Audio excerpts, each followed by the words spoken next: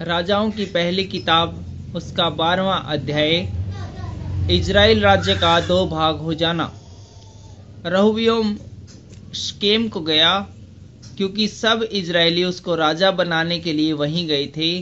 जब नबात के पुत्र यारोबाम ने यह सुना, जो अब तक मिस्र ही में था, क्योंकि यारोबाम सुलेमान राजा के डर के मारे भागकर मिस्र में रहता था, अतः लोगों ने उसको बुलवा भेजा।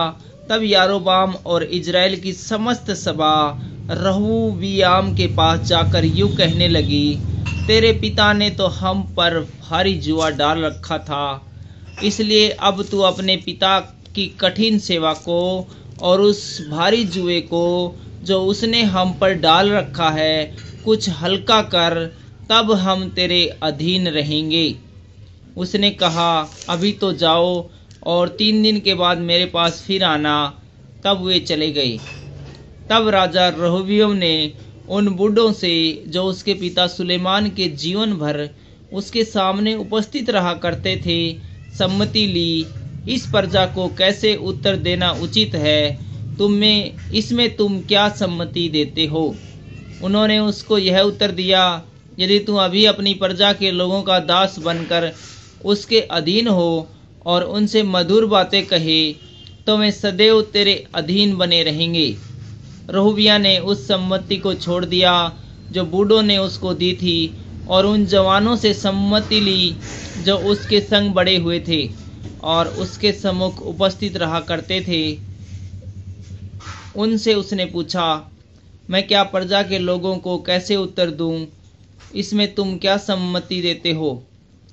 उन्होंने तो मुझसे कहा है, जो जुआ तेरे पिता ने हम पर डाल रखा है उसे तू हल्का कर।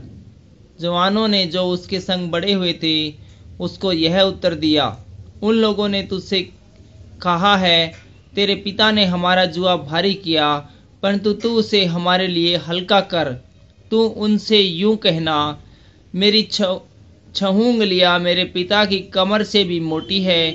मेरे पिता ने तुम पर जो भारी जुआ रखा है उसे मैं और भी भारी करूंगा। मेरा पिता तो तुमको कोड़ों से ताड़ना देता था, परंतु मैं बिच्छुओं से दूंगा। तीसरे दिन जैसे राजा ने ठहराया था कि तीसरे दिन मेरे पास फिर आना, वैसे ही यारोबाम और समस्त प्रजागण रहूबिय्याह के पास उपस्थित हुए। तब राजा ने प्रजा से कड़ी बातें की और बुड्ढों की दी हुई सम्मति छोड़कर जवानों की सम्मति के अनुसार उनसे कहा, मेरे पिता ने तो तुम्हारा जुआ भारी कर दिया, परंतु मैं उसे और भारी कर दूंगा। मेरे पिता ने तो कोड़ों से तुमको ताड़ना दी, परंतु मैं तुमको बिच्छुओं से ताड़ना दूंगा। इस प्रकार राजा ने प्रजा की बात नहीं मानी। इसका कारण यह है कि जो वचन यहोवा ने शीलोवासी अहिय्याह के द्वारा नबात के पुत्र यारोबाम से कहा था, उसको पूरा करने के लिए ऐसा ही ठहराया था। जब समस्त इजराइल ने देखा कि राजा हमारी नहीं सुनता, तब वे बोले, दाऊद के साथ हमारा क्या अंश? हमारा तो यिशै के पुत्र में कोई भाग नहीं। हे इजराइल, अपने अपने डेरों को चले जाओ। अब हे दाऊद, अपने ही घराने की चिंता कर। अतः इजराइल अपने अपने डेरों को चले गए। केवल जितने इजरायली यहूदा के नगरों में बसे हुए थे उन पर रहूबिय्याह राज्य करता रहा। तब राजा रहूबिय्याह ने अदोराम को, जो सब बेगारों पर अधिकारी था, भेज दिया और सब इजरायलियों ने उस पर पथराव किया और वह मर गया।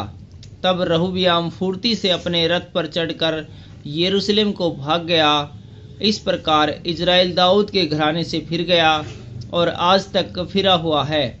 यह सुनकर कि यारोबाम लौट आया है, समस्त इजराइल ने उसको मंडली में बुलवा भेजा और संपूर्ण इजराइल के ऊपर राजा नियुक्त किया, और यहूदा के गोत्र को छोड़कर दाऊद के घराने से कोई मिला न रहा। समायाह की भविष्यवाणी।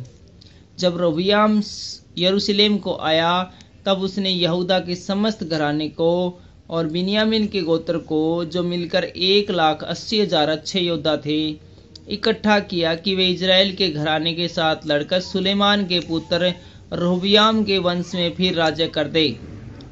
तब परमेश्वर का यह वचन परमेश्वर के जन यशायाह के पास पहुंचा।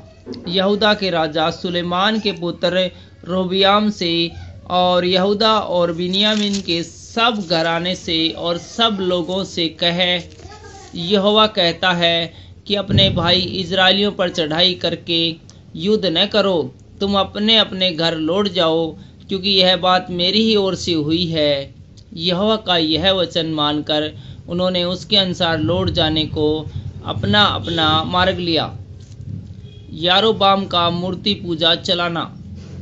तब यारोबाम एप्रैम के पहाड़ी देश के सिकेम नगर को दृढ़ करके उसमें रहने लगा।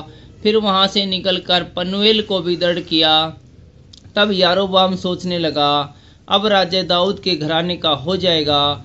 यदि प्रजा के लोग यरूशलेम में बलि करने को जाएं, तो उनका मन अपने स्वामी यहूदा के राजा रहब्याम की ओर फिरेगा और वे मुझे घात करके यहूदा के राजा रहब्याम के हो जाएंगे। अतः राजा ने सम्मति लेकर सोने के 2 बछड़े बनवाए और लोगों से कहा, यरूशलेम को जाना तुम्हारी शक्ति से बाहर है, इसलिए हे इज़राइल, अपने देवता को देखो जो तुम्हें मिस्र देश से निकाल लाए हैं। उसने एक बछड़े को बेतेल और दूसरे को दान में स्थापित किया, और यह बात पाप का कारण हुई, क्योंकि लोग उसमें से एक के सामने दंडवत करने को दान तक जाने लगे। और उसने ऊंचे स्थानों के भवन बनाए। इस प्रकार के लोगों में से जो लेवी वंशी न थे, याजक ठहराए। बेतेल की पूजा दंडनीय। फिर यारोबाम ने 8वें महीने के 15वें दिन यहूदा के पर्व के समान एक पर्व ठहरा दिया और वेदी पर बलि चढ़ाने लगा। इस रीति उसने बेतेल में अपने बनाए हुए बछड़ों के लिए वेदी पर बलि किया और अपने बनाए हुए ऊंचे स्थानों के याजकों को बेतेल में ठहरा दिया। जिस महीने की उसने अपने मन में कल्पना की थी, अर्थात 8वें महीने के 15वें दिन को वह बेतेल में अपनी बनाई हुई वेदी के पास चढ़ गया। उसने इजराइलियों के लिए एक पर्व ठहरा दिया और धूप जलाने को वेदी के पास चढ़ गया।